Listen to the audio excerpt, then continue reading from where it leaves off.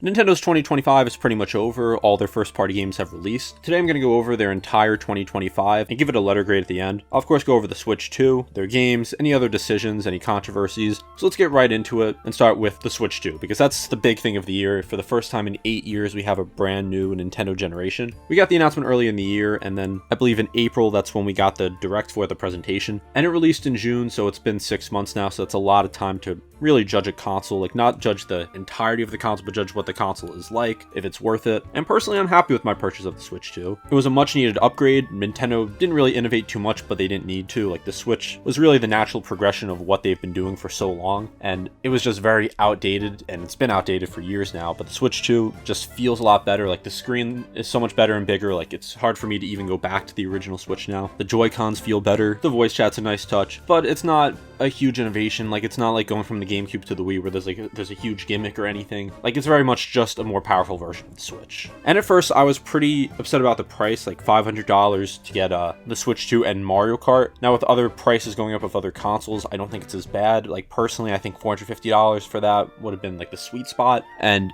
we've already seen it go on sale for $450 with Mario Kart World. So there's definitely been opportunities to get it a little cheaper. I think if you're not a big Nintendo fan, I wouldn't pay $500 for it, like for that and Mario Kart. I just don't think it's worth it unless you're just a huge Nintendo fan. At least not yet. I'd wait for more games because there's decent third-party support for the first year for a Nintendo console, but not anything crazy. I think the pricing of some games was the bigger issue. I think $80 for some games, especially like Mario Party Jamboree or just the other Switch 2 editions, like that's completely ridiculous. That's unjustifiable. That's a lot more of an issue than the price of the Switch 2 to me. And I'll get to that a little more later, but I do want to talk about the games. So this wasn't Nintendo's biggest year for games. Like we had a couple heavy hitters. So using this graphic on Reddit that I found, shout out to Cobalt Spirit for this, we can see all the games that came out in 2025. So starting with Donkey Kong Country Returns HD. I actually just picked this up for $30 on Black Friday. And for $30, it's a great price for that, for a remaster of one of the best 2D platformers in the past 20 years. Like we got a remaster on the 3DS, but I mean, I don't think many people played that. Then a remaster of Xenoblade Chronicles X, which I haven't picked up. I have it on the Wii U. It's a very good game. Recommend it if you haven't played it. And that was pretty much it. Like, we didn't really get anything else until the Switch 2 because all the efforts were focused there. So on Switch 2 launch day, of course, we got Mario Kart World. That was the big game. We got the Welcome Tour, which charging $10 for that was another ridiculous thing. We got the Switch 2 editions of Mario Party Jamboree, Kirby and the Forgotten Land, and Breath of the Wild and Tears of the Kingdom. So I've been very vocal about the Switch 2 editions. I think it's just never worth it to pay $80 for a game that's 8 years old or 6 years old or however old any of these games are. Like Breath of the Wild I know is 8 years old. Like Mario Party Jamboree, you're telling me you're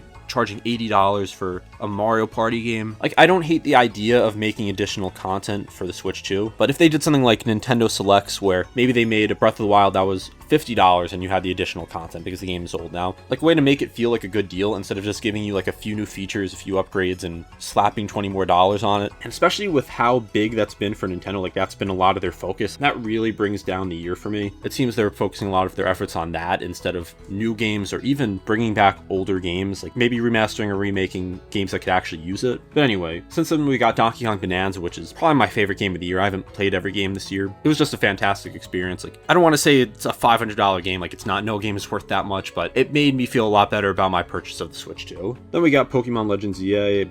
Not really much of a Pokemon fan, didn't play that. I actually skipped Dragon Drive, which I didn't play. I might give it a try. It's like just a gimmicky game for like the Switch 2 mouse controls. We got Hyrule Warriors Age of Imprisonment, which if you like that style of game, I've heard good things about it. I'm not really into that style of games. Kirby Air Riders, the long-awaited sequel to Kirby Air Ride, which we've covered multiple times. We've done videos years ago about it, predicting when it would happen, and we finally got it, so that was big. And most recently, Metroid Prime 4 Beyond, and that's a game I really want to play, haven't gotten a chance to yet, and there's very mixed reviews on it. Like, it has an 80 on Metacritic, which is very solid, but you'll have people say, like, this is the worst thing since Other M, and I said in a community post, I think that's probably just being a little extreme. Like, it's popular to hate on this game, and now maybe it's completely justified. Maybe I'll play it and hate it, but I think it's probably going to be a solid game. Maybe just doesn't hold up to the original trilogy, which is just all masterpieces pretty much, or maybe just doesn't meet the hype of like 18 years and 8 years since it was announced. Like, I'll refrain from giving any opinions on that, but it definitely seems like a lot of people are just trying to get reactions with this. Oh, and then one more thing, the Mario Galaxy collection,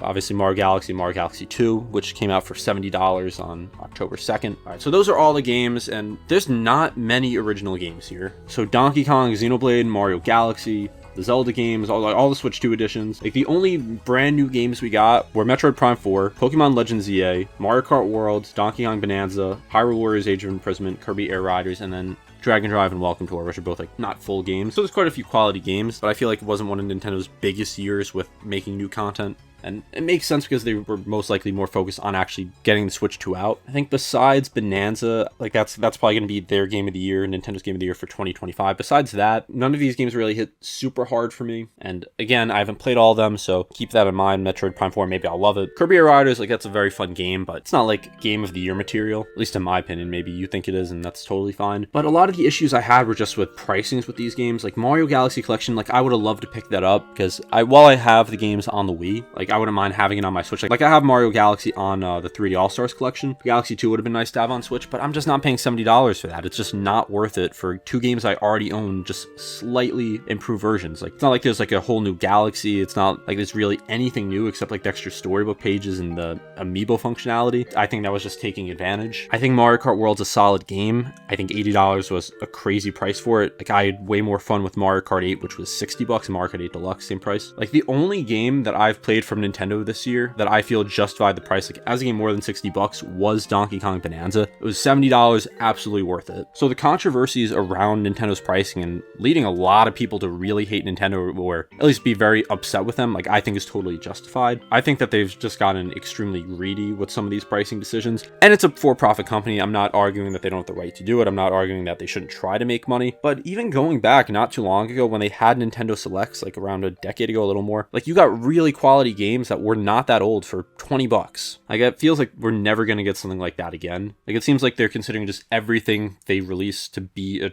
brand new game, even if it's just a minor upgrade. So that definitely does hurt this year for Nintendo, in my opinion. That was pretty much like focal point of the discussion around Nintendo this year, just these decisions. Like when the Switch came out, people mostly were not upset with any prices. Like I think the big thing was just 1-2 Switch being $50. That should have been a pack-in game. That definitely got a lot of flack, but Breath of the Wild for $60, Mario Odyssey for $60, the entire console for $300, even though there's inflation now, obviously. Like that was all good value. Like they didn't have a ton of new games that year either, but our Mario Odyssey and Breath of the Wild just carried that year. And then we got other fun games, like we got ARMS, we got Mario Kart 8 Deluxe, which yes, it wasn't a brand new original game, but it really improved Mario Kart 8 a lot. And then 2018 was a pretty big year for Nintendo. Also, I think we got Xenoblade Chronicles 2 in 2017. Now for non-gaming things, since I think I've ranted about this a lot, the Mario Galaxy movie announcement was huge. Like that was something that didn't catch me out of nowhere because I did see like a trademark or copyright for it, so something like that the day before we actually saw it, but I still love seeing that. I'm looking forward to that movie. The announcement of Tomodachi Life 2, even though it's coming out next year, really looking forward to that. So overall, I think in terms of content released by Nintendo, it was solid this year. Definitely not one of Nintendo's best years, but depending on who you ask, Mario Kart World, Bonanza, Metroid Prime 4, Kirby Air Riders, Hyrule Warriors, Age of Imprisonment, I mean even Pokemon Legends EA, even though that game got a lot of controversy, and remasters of some great games. Like that's not a bad year. Like a lot of the issues I have are beyond the games themselves. And then the Switch 2 coming out, I really do like my Switch 2. So if I had to grade this entire year for Nintendo, which is tough to do, no matter what I say, it's going to piss people off. There's going to be people in the comments saying I gave them too high of a grade. There's going to be people saying I gave too low of a grade, and they're both going to think they're right and not open to any sort of discussion or different perspective. Like they need to be right and they need to attack anyone who's wrong. So I'm not going to avoid the controversy with people criticizing me with this, but I'm going to say it was like a C+ for Nintendo this year, maybe B-